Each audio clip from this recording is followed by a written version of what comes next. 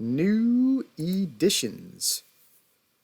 So, two reformed teams under previously established names. Jin Dynasty and Team Sharpshooter. But before we get into those details, match one.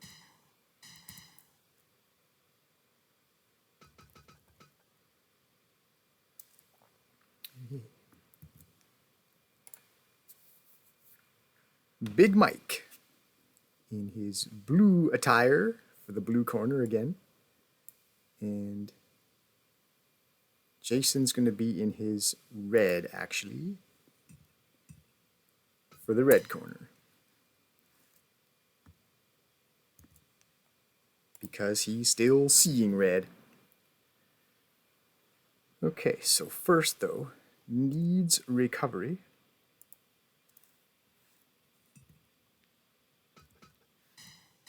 Let's look at the guys.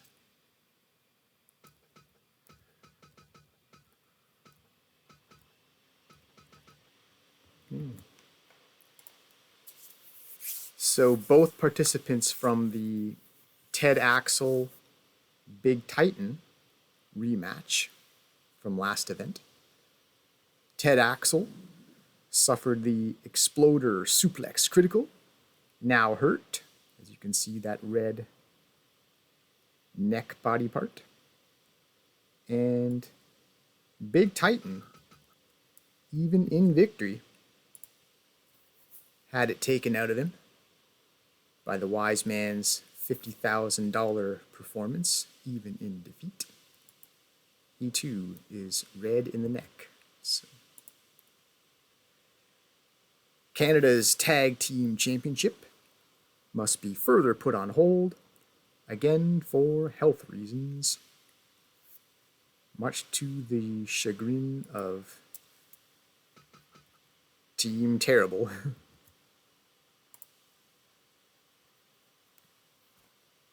I am sure, who of course are eager for the title rematch with champions Team Big. In the interim,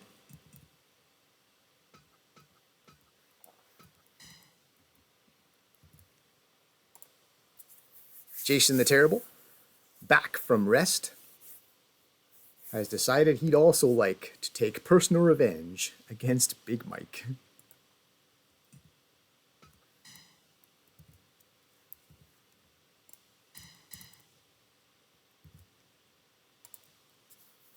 Over Canada Day.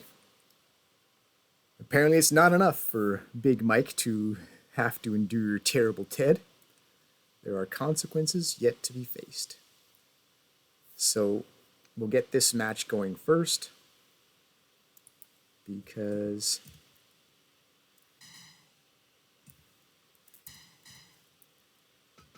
Jason has already had to wait a long time to seek satisfaction for what Canada Day cost him. So we'll have two Canadians to start off the event. Match 2. Back to Canada's 6-man Tag Team Championship. Haven't done this in a while. So there they are, the champions. Wolf, Omega, Sensation. And they'll be facing Jin Dynasty version 2. Trick Prince, Black Dragon God, Deathblow Ken. Now, how did this come to be? Well, Strongheart must sit. As you can see there on the right of his profile, poor condition. So he must rest. Exasperating for Jin Dynasty's Trick Prince. Fuming over losing the rubber match to Team Sharpshooter last event. Boiling for revenge, but finding himself alone for the time being at least.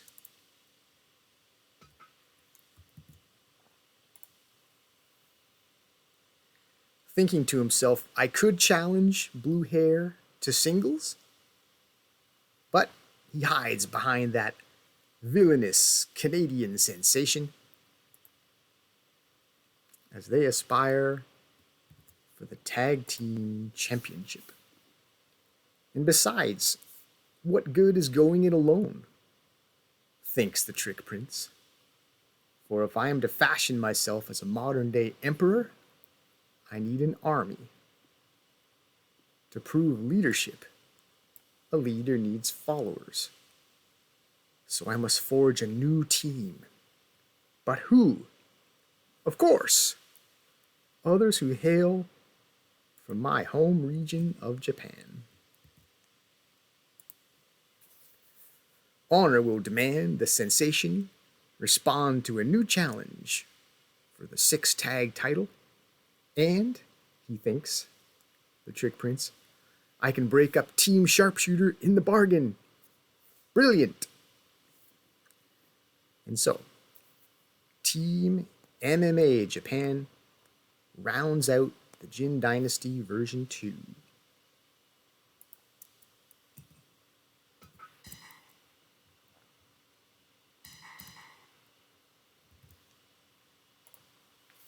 And Captain Wolf Hockfield puts out the call to get the old band back together.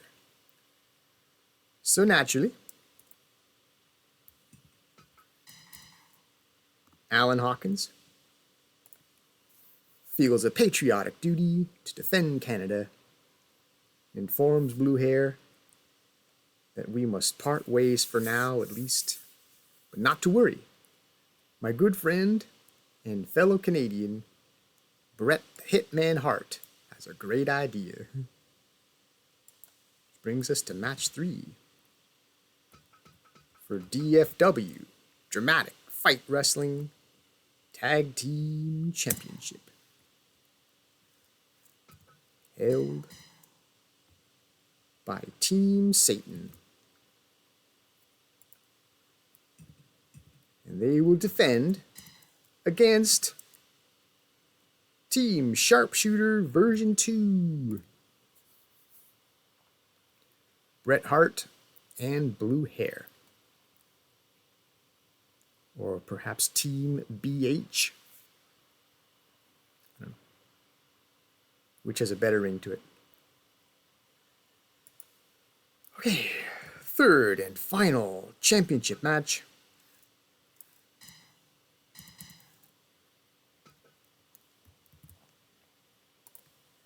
Mexico Miguel challenges the irredeemable Shota, the champion. Junior champion. So this is the only rematch from the last event. And it's on later in the list than usual, just to put some space from the previous. And finally, the main event.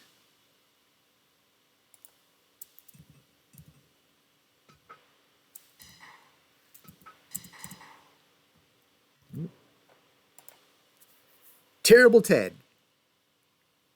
teams with KO Kevin Owens versus Baron Charles and the Missing Link.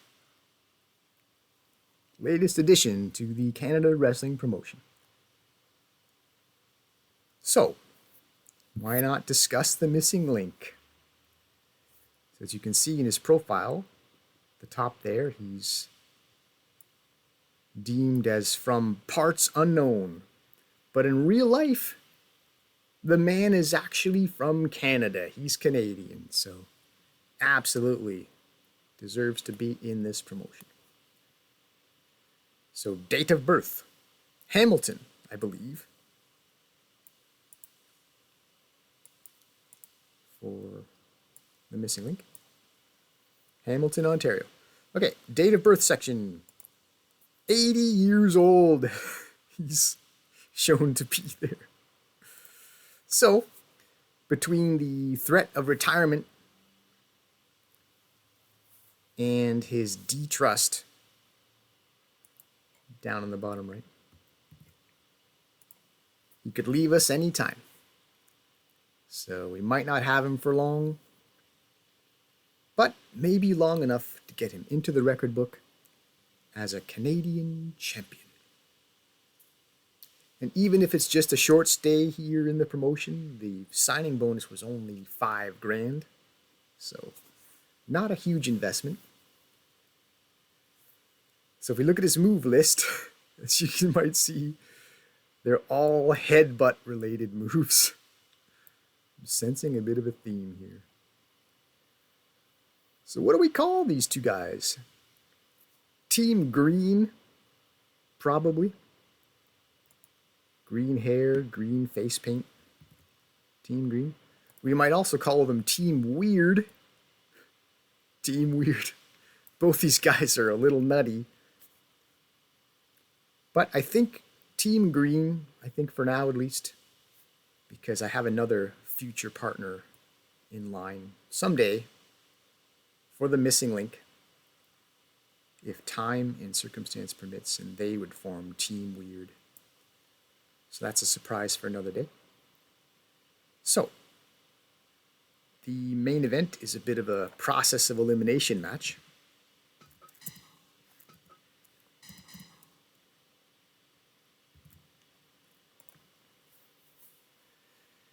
Figure we can pair Terrible Ted, especially in his white stripe alternate attire there. We can pair Terrible Ted with Kevin Owens on grounds of they're both Canadian.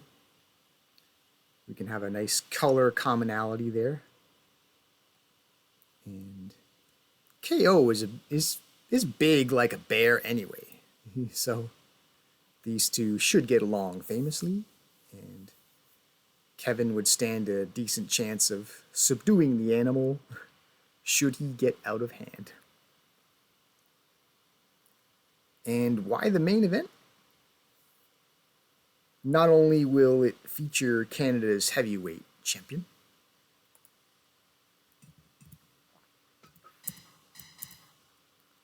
see him with the belt there, Baron Charles, but also this aims to improve D trusts. So as we've seen from before, Kevin Owens has a D, and the missing link comes in with a D as well. So a main event appearance should help these boys feel appreciated. Oh, and a footnote also. Speaking of Owens, Eddie is still recovering from injury suffered on Canada Day. So he'll be out one more event. So, KO is content to let the bear start the match. Turn it loose before it gets anxious, as Jason always did. And the Baron, I think, will match loose cannon for loose cannon by deferring to the missing link as the starter. So we'll switch those two actually.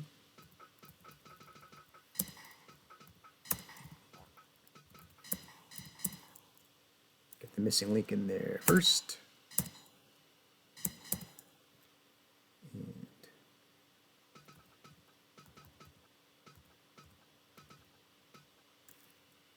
the Baron will be second into the ring. So, the main event, containing 3 out of 4 Canadians, and rounded out by Canada's heavyweight champion. So, briefly touch on the venue. Nothing too exciting there, except maybe the fact that we got 2 sevens in the audience forecast, 9,377. So, hopefully some luck. It's doubly lucky. Luck will come our way. And that's it. It's all business. All the business to address, and we can get wrestling.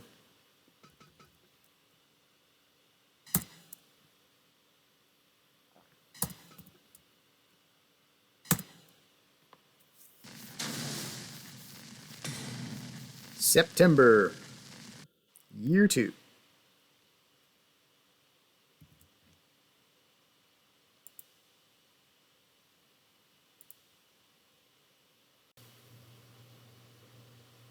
Match 1.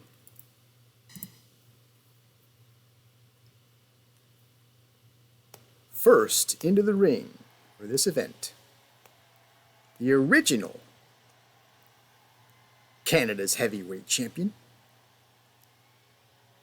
now co-holder of Canada's heavyweight tag team championship, along with Big Titan. They form Team Big. Big Mike in his blue. Big Blue.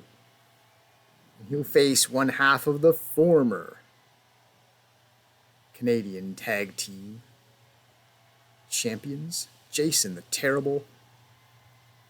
Seeing Red, here for revenge. This was the finish from Canada Day's tag team tournament final.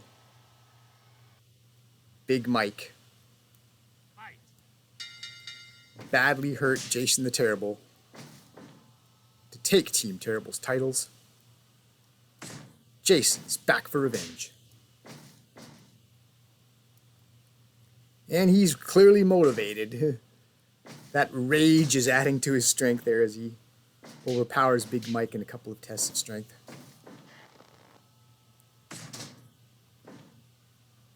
That adrenaline will make you stronger when you're super pissed. And he's taking it to Mike early here. Big Mike tries that spinning back fist, try to change his momentum. Big boot, but the big man is not phased. Brushes that off, finally lands a blow to the hockey mask, might not hurt too much. Delayed vertical suplex, probably a good idea. Slow this action down because it's favored the Terrible so far. Body slam. Body slam onto the blue man and he spills out of the ring. Maybe Jason's been exerting himself a bit early here, after having been resting up, so he catches his breath. Eats a big boot of his own. So Big Mike succeeds at the big boot where the red man had failed previously. Sidewalk slam. Falling. Face mask. Headbutt. Another one of those. It's kind of like a switch kick. It's almost like a crane kick style. You sort of elevate with one foot and then kick with the other. Another body slam. Jason doesn't mind throwing the bigger man's weight around. Figure that would pay dividends in overtime, certainly. Jumping headbutt. Big Mike stands up in a daze and has to eat another one. Knee to the gut. Again, trying to slow this down. Slow down this freight train that has been Jason the Terrible so far. Oh, went to the well one too many times with the power, maybe. Because Big Mike, very powerful in his own right. Reversal on a vertical suplex. Now we're trading shots. Has to favor Jason, doesn't it? The hockey mask for protection, but the bludgeoning effect. The big man flies with the rolling splash. Rolling back splash off the top rope, 2 count. Sidewalk slam again. The big man, his weight being used against him.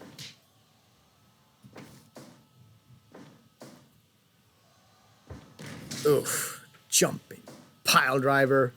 1, 2 count only. Each man has gotten a 2 count. There's that spinning back fist. Flying kick to the side of the head. There's that agility on display. Well, that was less about agility and more about practicality. Jason the Terrible doesn't mind the occasional questionable tactic. Repeated headbutts. Although he is Canadian, Jason the Terrible is probably on the heel side of Canadian wrestlers. And just hurls Big Mike out of the ring. Boy, rough going for Big Mike. Not only did he have to face the bear, now he's facing a highly motivated and pissed off Jason the Terrible, who gets the 2.9 off the pinning power bomb. Choke him out a little. Just cause a little pain and suffering along the way. Big Mike has already paid dearly for winning those tag team championships. He's been through the ringer in 2 singles matches in a row against angry opponents. Was that the reversal on the vertical suplex again? Still very much in this match though, although only 2 count. Seen Jason's had the 2.9. Choking again. Ugh. Just violence.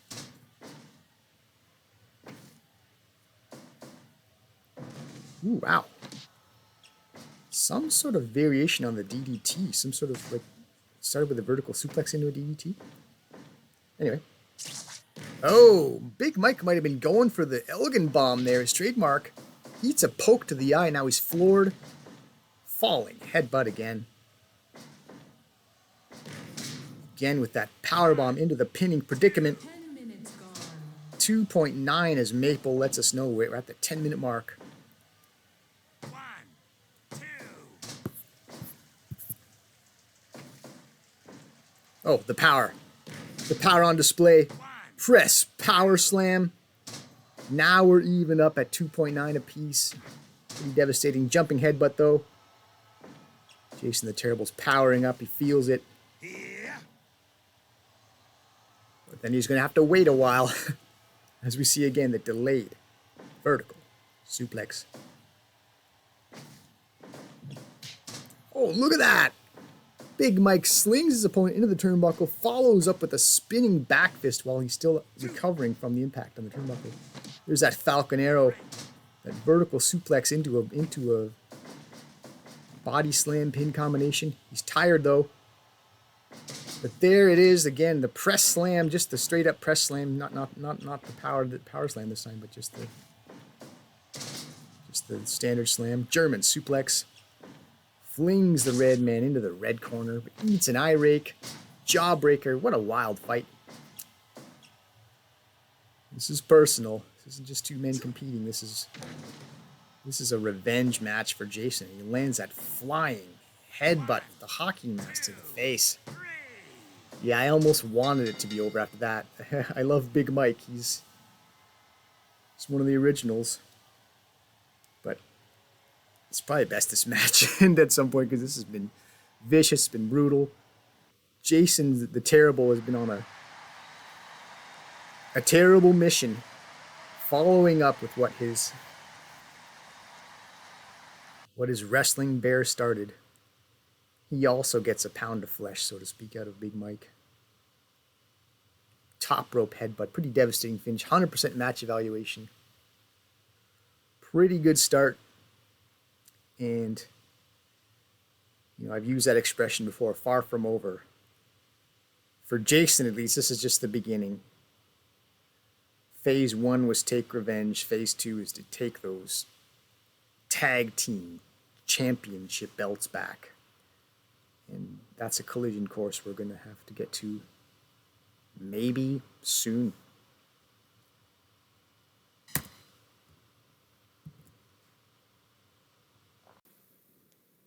Match 2 for Canada's 6-man tag team championship. Which, according to my cool record book here,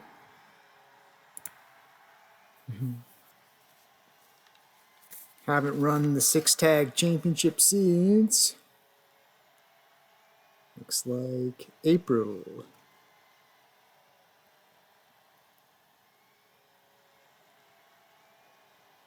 The picture had gotten a little repetitive and was put on hold for a while. And now that we have a new team, a reconfigured Jin Dynasty, it has provoked Team Canada to reform, to reassemble.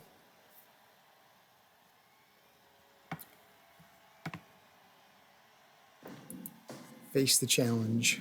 The sensation. Omega. Wolf. Bang!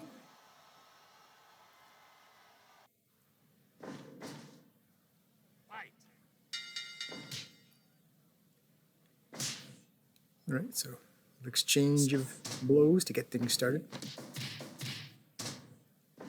A Muay Thai clinch and the knees to the midsection.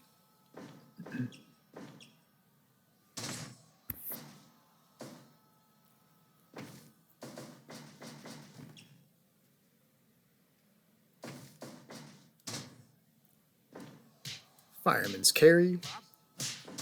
Mounted strikes.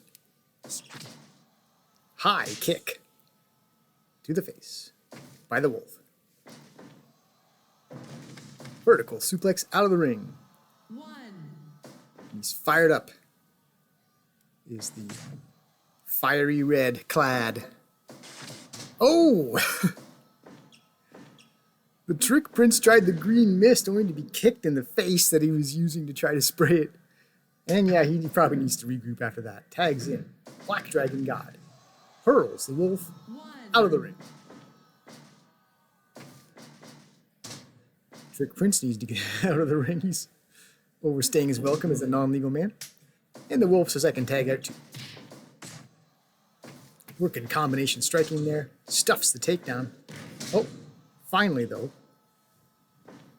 the Black Dragon God gets a backdrop slam takedown. Dragon Screw Leg Whip is the sensational response. Landing those palm strikes is the sensation who gets suplexed.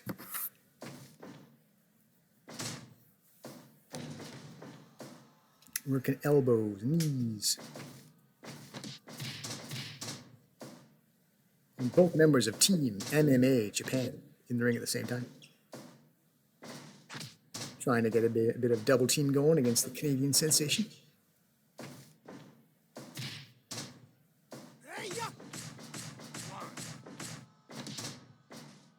Referee admonishes.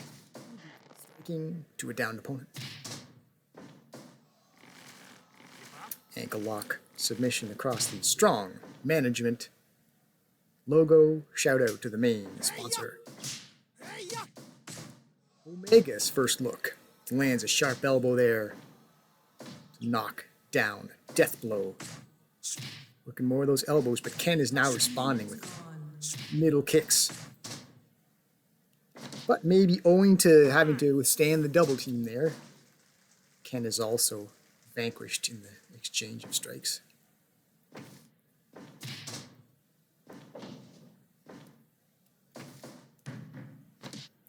Drops down into the armbar. Underside armbar.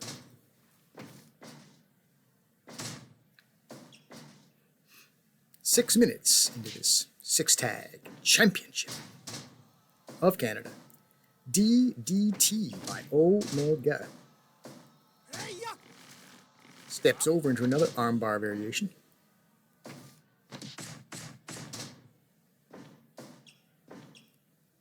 Wear down strategy. Not unusual from members of Team MMA Japan. Apply a series of submission holds with an aim toward finally getting a tap. The Trick Prince is back. I was about to say these two have fought each other in singles action before, but Omega didn't stay long enough for really to be worthwhile. Team up. Vertical suplex 2-on-1 out of the ring, and now we got three men. Team Canada is ganging up on the Trick Prince on the outside. And the numbers are mattering as the Trick Prince tries to gain the upper hand against someone. He gets attacked by one of the others. Double vertical suplex again, the 2-on-1. And again, wow. Trick Prince is being worn out. Finally, Team MMA Japan gets over there to try to help. Boot to the back. 16, 17. Time's running out here. 20. We have a count out. The Trick Prince was unable to get back in the ring. All that gang-up tactics that Canada used against him. The trick Prince was befuddled. He didn't know what to do about it. 3-on-1 was a lot to ask.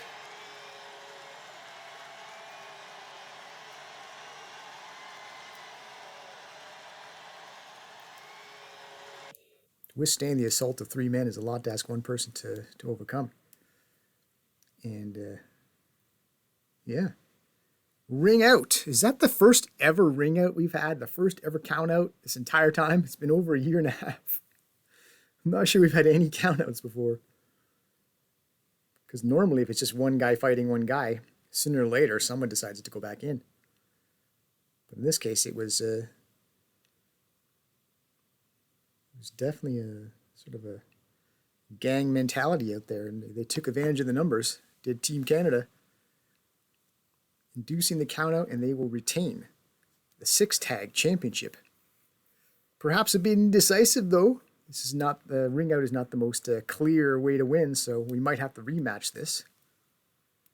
But yeah, I mean, for the moment, you know, we have still Team Canada are your champions.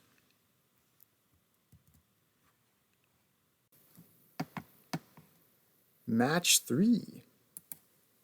Related to match 2. In that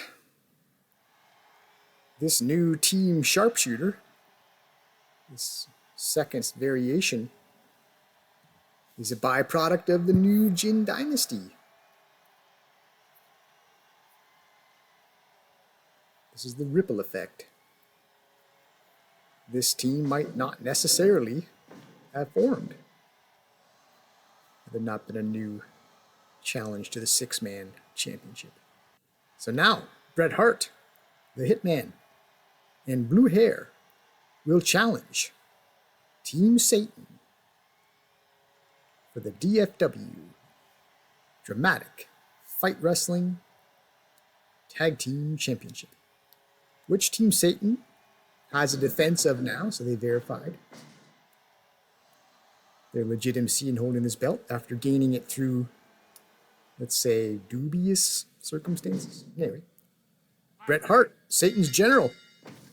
Let's do this. Eye rake, the Hitman giving the general a little taste of his own medicine. Maybe Bret Hart's been watching this show for a while. Has a sense of what he's up against.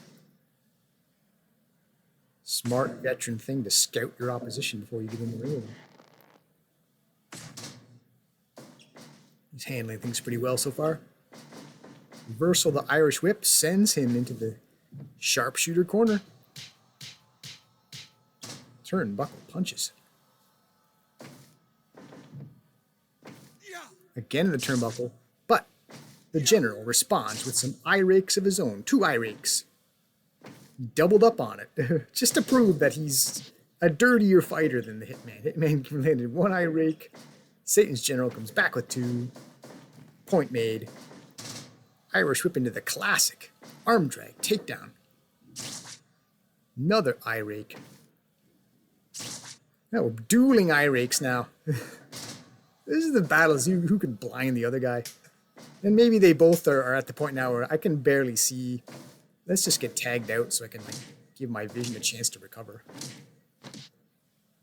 Get all 4 men in the ring there fighting it out. Arm drag takedown by Team Satan. Turnabout's fair play. Snap mare by Blue Hair. The big man escapes that go behind predicament. Muscles his way out of it. Lands a hard forearm shot. Headlock, hip toss, takeover into the submission attempt. Body slam, Will Stewart putting his power on display, Satan's foot soldier. Evades the spear attempt. Shoot. Clubbing blow. Battering the downed opponent.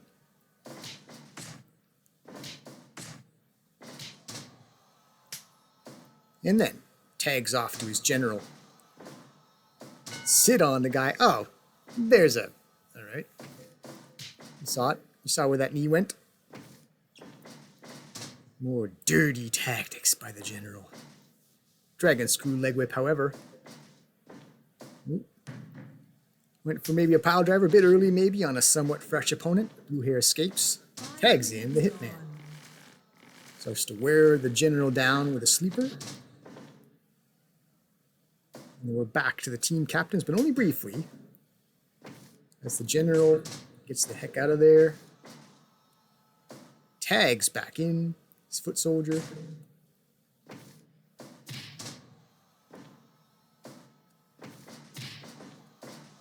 Knee to the midsection.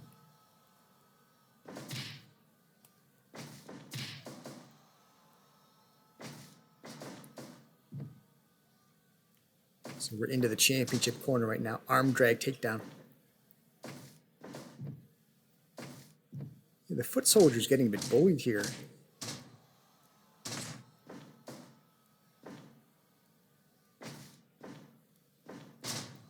Reverse atomic drop.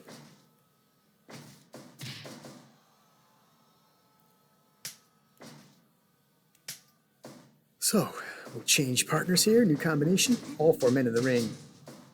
Dragon screw leg whip applied again. And the foot soldier. Legal just long enough to apply his foot to one of his rivals. One of his opponents. Backbreaker submission attempted there.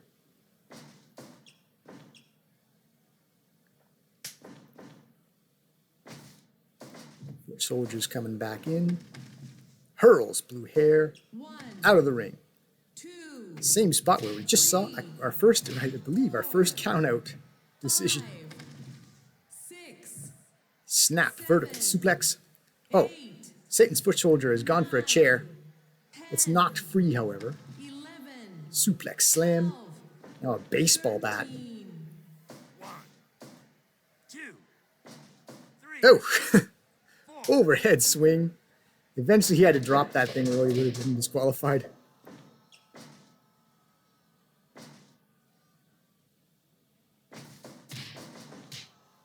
So we're back to the Hitman versus the Satan's foot soldier here, which Bret Hart has gotten the better of in this match.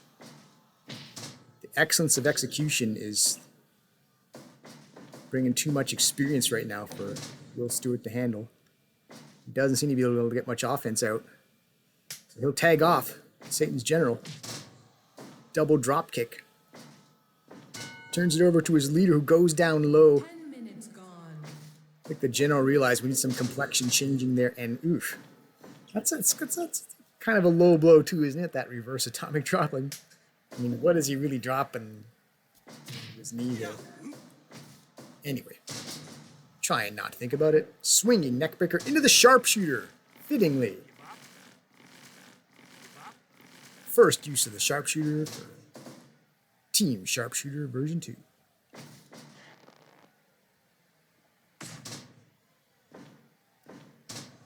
Got that victory roll. 1 count only, it's a bit early. I think this match has got some maturing to do before someone's likely to be defeated. With a title on the line. And the assisted diamond cutter. I wonder where Bret Hart might have picked up that move. Maybe from when he was in WCW. His career would have overlapped with Diamond Dallas Page at that time. Running shoulder.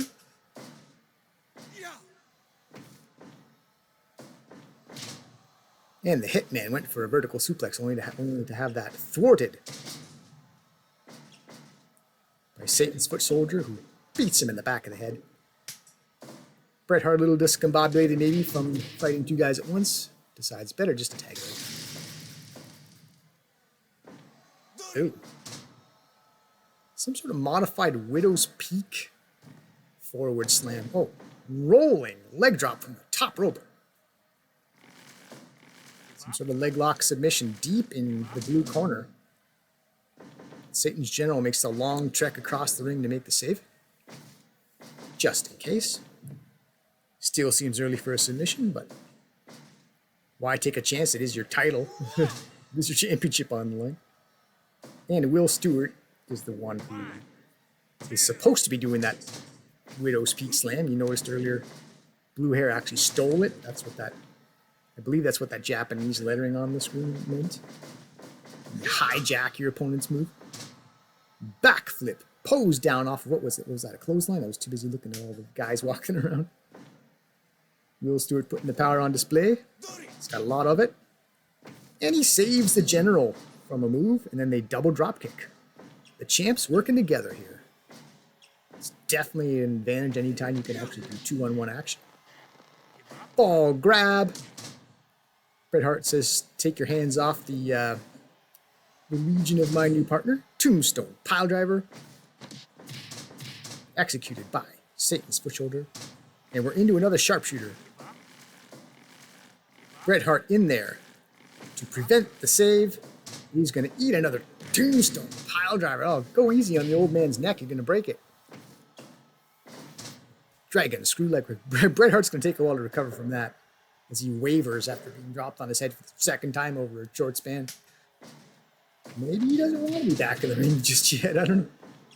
Anyway, there's titles on the line. Although it's not a Canadian championship. So maybe only half satisfying for Bret Hart, who's presumably aims to hold actual Canadian titles.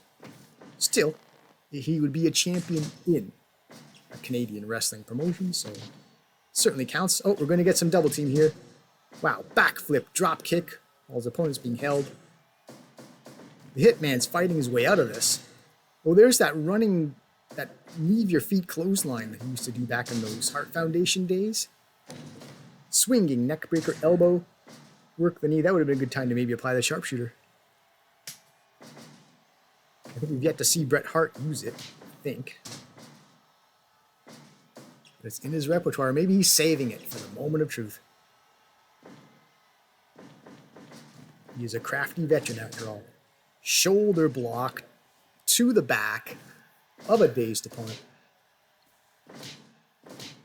Bret Hart is a crafty veteran of a long time, but has he ever fought against a duo so evil, so devilish, so satanic as Team Satan? This might be new waters for him to try to tread in.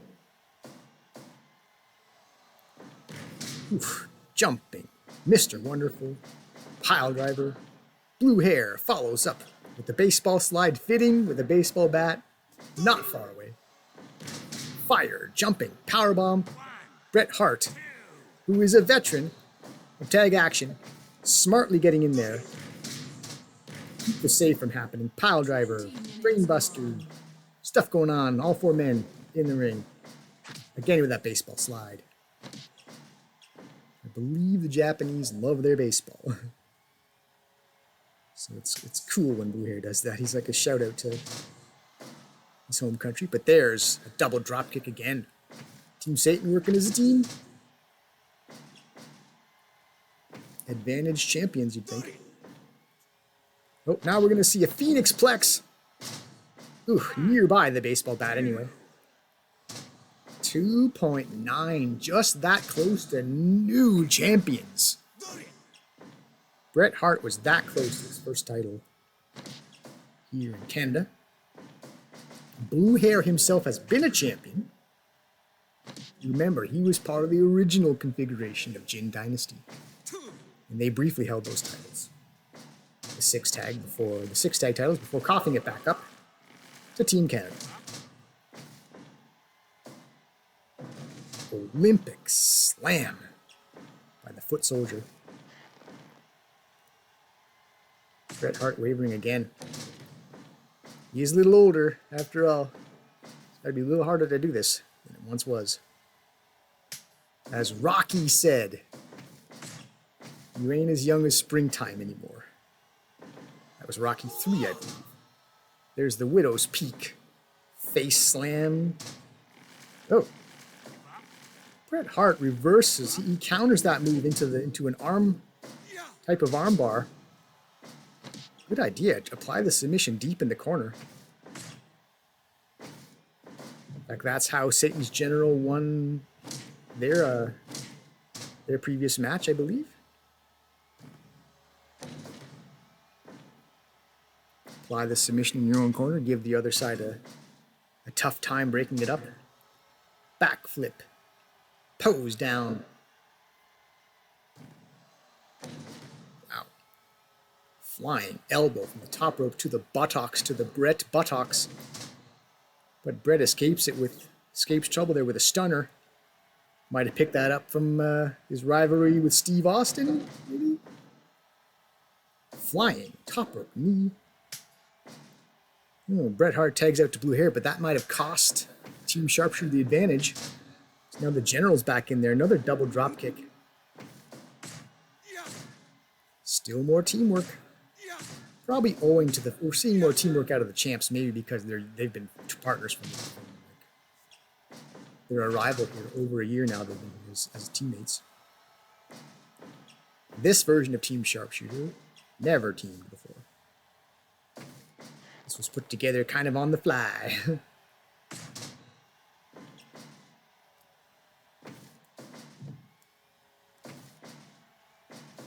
So we're deep in the championship corner now. Top rope. Oh my goodness. Variation on the superplex, but just dropping the guy headfirst onto the turnbuckle. Fire jumping power bomb, but it's in the championship side of the ring. The champion's side of the ring. Will Stewart with the save. But the giant swing is broken up. Yeah, getting a bit fatigued, boys. 3 members of this 4-person match laying flat on the mat, just trying to recover. Carry on somehow. It's beginning to become a battle of wills. There's that teamwork again. Man, you got to figure that favors the champions. We're seeing considerably more teamwork, I think. One-man gang, forward, face slam. But, the more the match wears on, everyone gets tired, everyone gets beat up, so it's probably still anyone's match. If it's advantage champions, it's probably a small advantage. We're deep in the challenger corner here. Now we're going to see a Phoenix Plex, but is it in the ropes? Yeah, well, he wasn't legal anyway, actually. Blue Hair's got to get out of there. Bret Hart applies the sharpshooter. What he's known for, and there it is. Did I call it? Did I call it?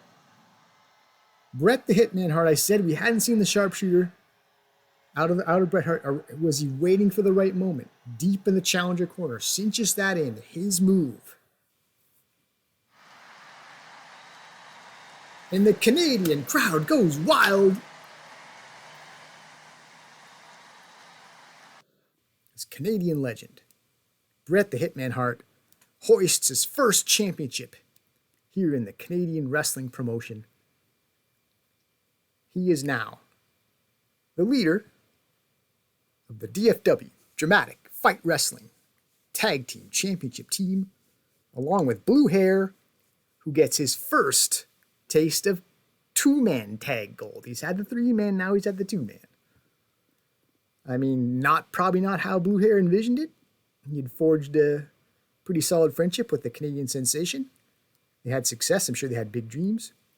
Trick Prince from Jin Dynasty thought he was screwing all that up for these guys by manipulating them into separate matches. But then as we just saw, Team Canada held the 6 tag, I'm sure much to the chagrin of the Trick Prince. And then this new team that was off shot from that match 2. Now Blue Hair has a new championship for himself. So, yeah, did the Trick Prince outsmart himself a little bit for all his manipulations and genius? Because now both the Canadian sensation and Blue Hair are champions.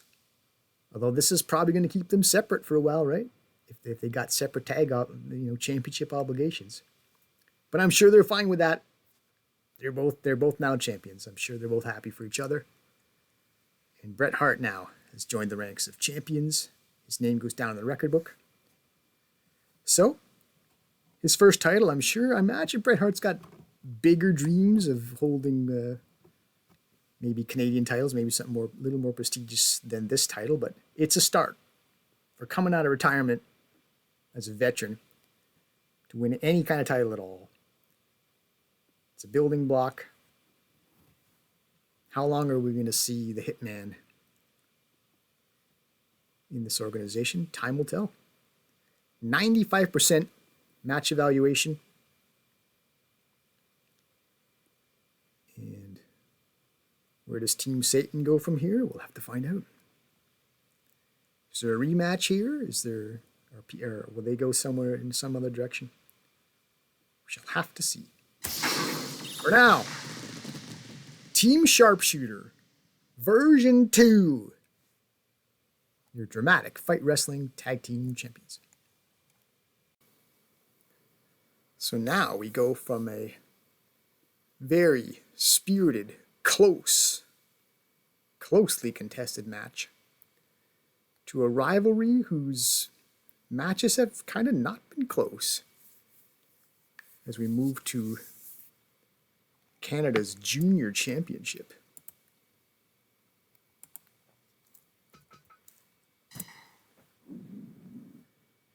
Seems like it's been a while since these guys have had a close match. Seems like they've taken turns handing each other their ass.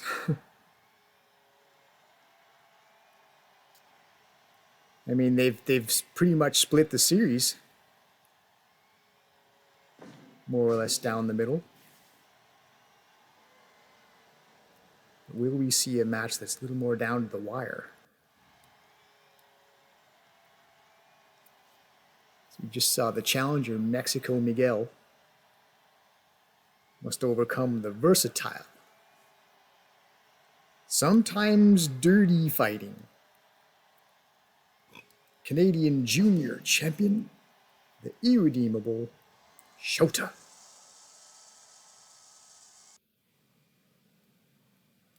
Fight.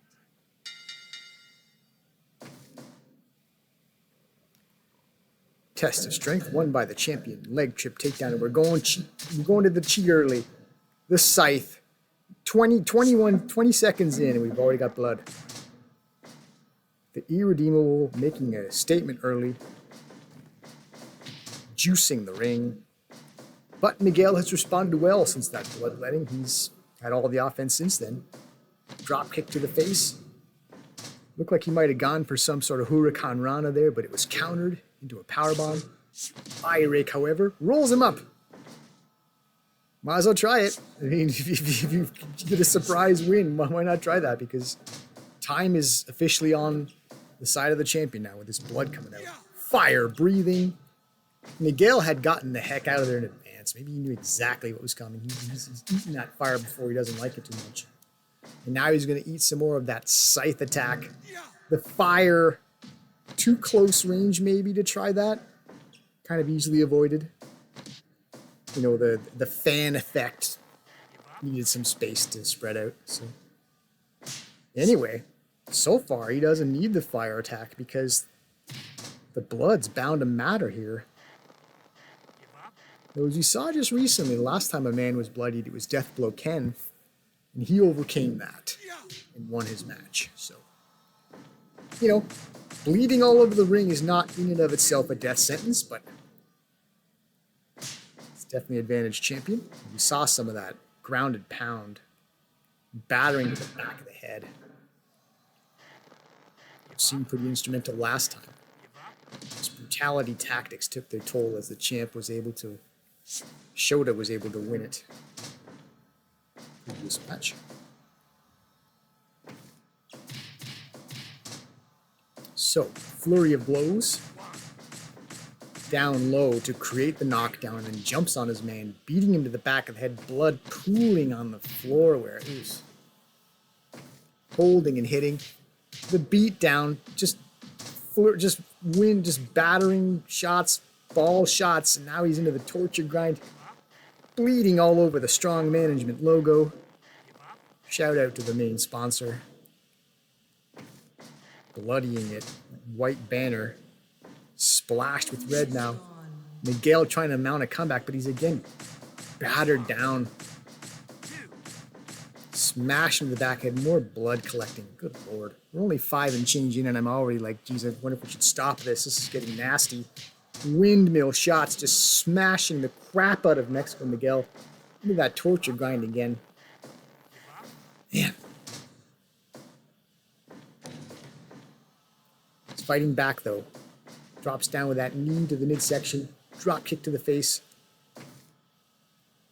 Eye rake. Okay, so the challenger's putting some stuff together. He damn sure needs to. Because this has been an irredeemable match so far. Not just in terms of Shota's advantage, but with some of the kind of despicable tactics being employed. Use the Texas Cloverleaf, but we're too close to the ropes for the ref's liking, and Shota calling for the end. It could be curtains if we have to see much more of this. Just sort of pounding blood into the mat with those shots. Shota's not a nice guy. You might have noticed. Just combination striking, just beating his man apart into that torture again. How much of this can Mexico Miguel withstand? He's a game competitor. He's got a lot of spirit. You see that fire breathed again. That's third time was not the charm on the fire breath, although I appreciate you, Shota, for giving it to us so many times. 3 fire breaths. He's never guaranteed you see it 3 times already. Crowd pleasing, I would say. It's part of the showmanship.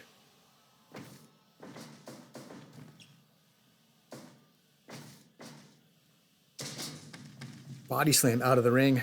I was about to say, does Miguel need to change the complexion of this match by turning into a street fight outside? But he instead opts to get back in the ring and catch his breath. Maybe he just figures, I just need some time to just get a second win to see if I can change the course of this. Well, there's the Superfly splash off the top rope. 2 count. As we hit 9.5 minutes, I mean, Miguel's clearly in the match.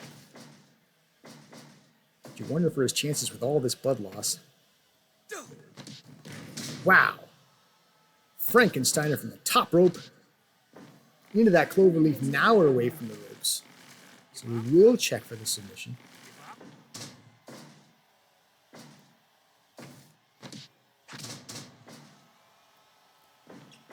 Kick to the side of the head. Drop kick, backflip drop kick on the dazed opponent from behind.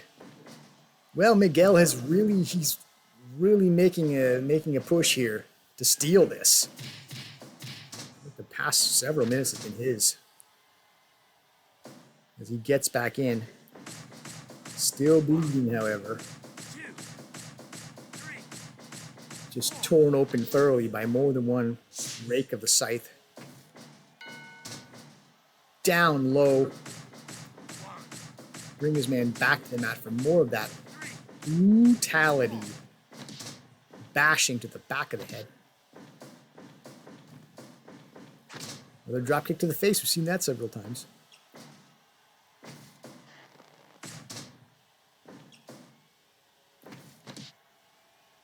Oh, wow. There you go. How about some turnabout? Using a oversized dinner fork, maybe a garden implement. He gouges Shota open now. He's bleeding. Blood over there on the left side's his now. Is irredeemable blood. Now both men cut open. So, okay. I think I got what I was kind of asking for at the beginning. Like a spirited, close match. It's got to be close now. I didn't like Miguel's chances early, but he's done a lot of good work as the match has gone on. Both men bleeding now. Who the heck knows what this is going to result in? Hopefully no one dies. All this blood loss. Well, brass knuckles.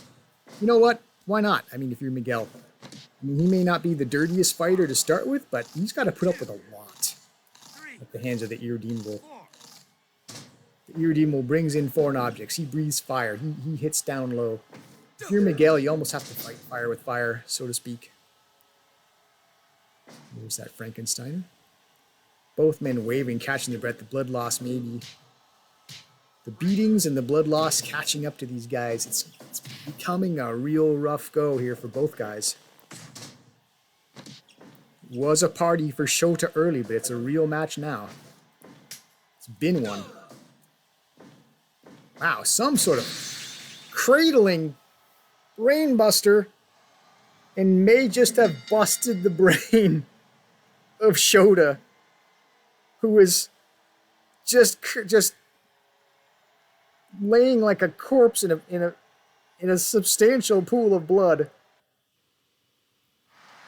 Oh my goodness.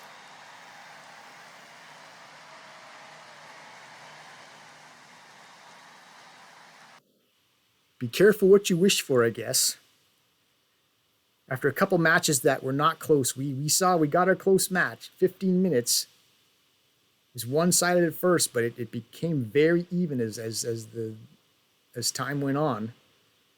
Both men bloody all over the place. And then a pretty devastating finish there. We don't get the name of it because of a knockout. But that was some sort of cradle brainbuster. Sure looked horrifying. And what a horror show that turned out to be. Bloodbath. See, that's what I mean. Be careful what you wish for. I wanted a close match. I didn't know if I wanted a complete nightmare where it looks like people's health is legitimately on the line. And now, we'll have to check on Shota. How is he after that? It's probably not good. But good for Mexico, however. Mexico Miguel has regained the title. This is a hard title to keep as well. These guys seems in the long term, we're seeing these guys be pretty evenly matched. And yeah, back on top. Miguel is your junior Canadian champion.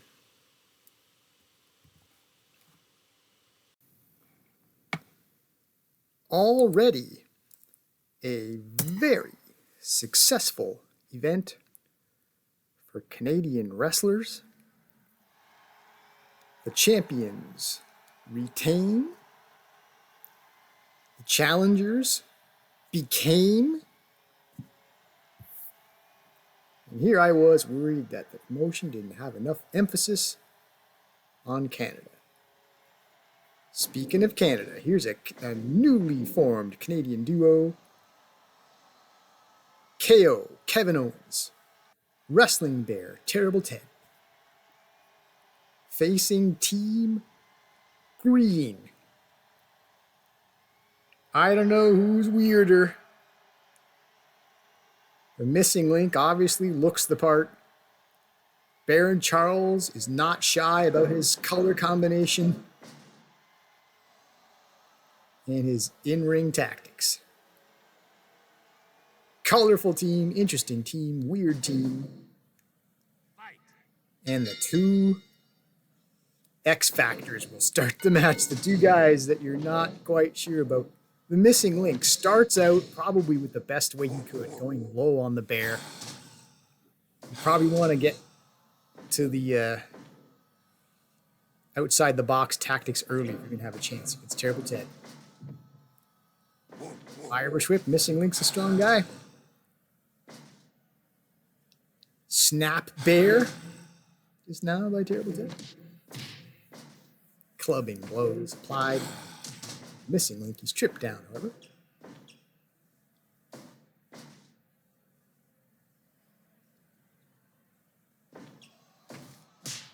So what's the expression? Age before beauty? In this case, it's age before Barry? As we have the 80-year-old missing link against an actual, real-life bear. The main event. So no title on the line here. We're just closing the show for funsies. The Missing Link's debut. Teams up. Canada's heavyweight champion against a bear of a team.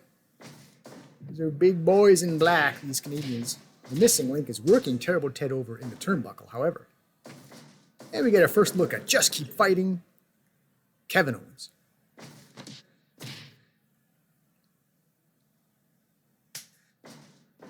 He in tag action with a bear right now. He's probably looking forward to his cousin Eddie coming back from injury. Tag with him. Body slams Baron Charles out of the ring. I bet the champ is not amused as he locks up. These guys, their paths would have crossed on Canada Day, right? They fought each other in the first round. It was the Owens team against Pearl Harbor. First round, the Baron team triumphed on that day. Only to go on and face Team Terrible, starring this guy in the second round. Team Terrible was too much, as it tends to be. Bear spear, that gore. But the crafty champion cinches in an armbar while he's down from the underside. There it is again. Strong enough to wrangle with a bear. Slap to the head, though. I think the champ made his point. Tags back in the loony missing link. And if you don't know what missing link refers to, it's something to do with evolution. You probably get more out of looking it up than hearing me explain it. But like, you know, if you look at human evolution as like a links in a chain, if you've got some gap you can't explain.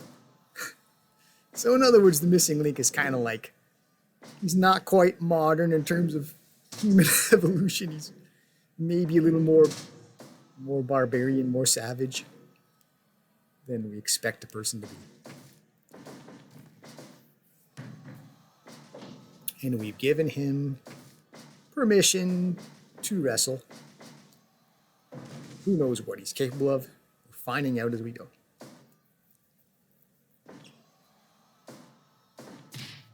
I mean, him and Terrible Ted wouldn't make a bad team, too, right?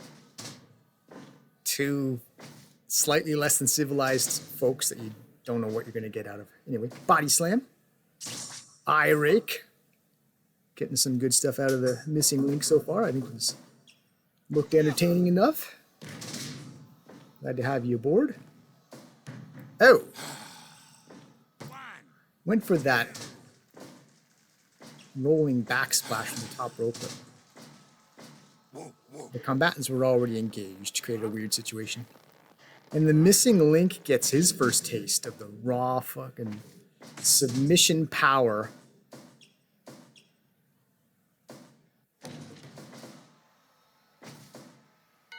of Terrible Ted. Goes down low, however.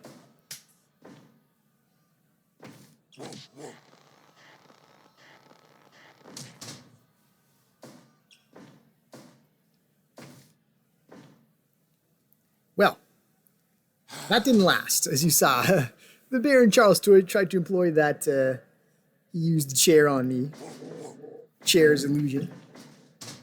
Looks like the bear might have just swatted the chair out of the way. 10 minutes gone. Unconcerned with that illusionist.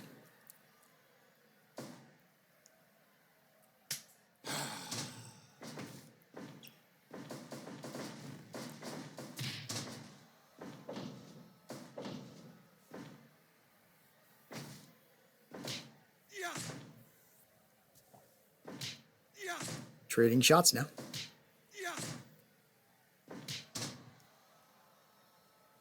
Kevin Owens, a big dude. Running backsplash. Landing some punches. Frog splash from the top rope onto the back, to the baronial back. 1, 2. Arrogant. Chest press pin. And the Baron wasn't about to let himself go out like that. And Kevin Owens flailing around against two opponents there. Goes for the frog splash, but confusion there in the red corner. Misses. Appeals to the Canadian crowd. Give up. Into the half crab.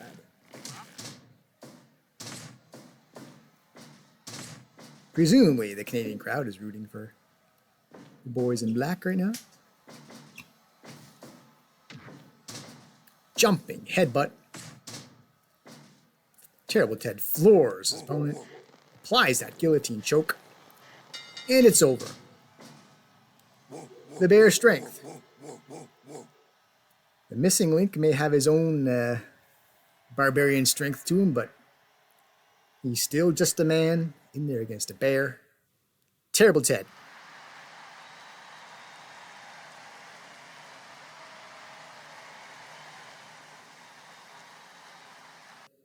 To the surprise of no one, the wrestling bear is decisive.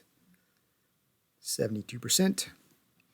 Can be a bit of a trend with the bears matches. Sometimes they don't last long enough for the crowd to really get too much out of it, but he is a novelty, and he's very cool, very valuable to the organization. A menacing presence. And Team Canada, fittingly, after a very successful day for Canadian wrestlers, also win the main event. We get the Missing Link's debut. And close the show with a 85% average card rating. Pretty good.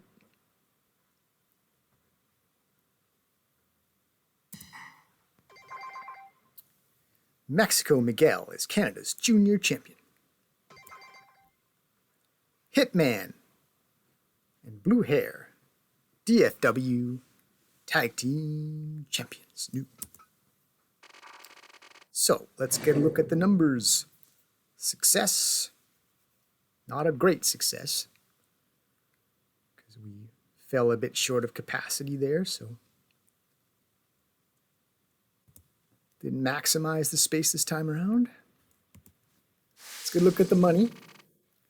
We still grossed over $1 million, though. That's the main thing.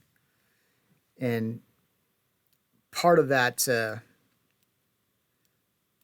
lowered profit margin was, as we mentioned, we had to expand the gym to start adding new wrestlers.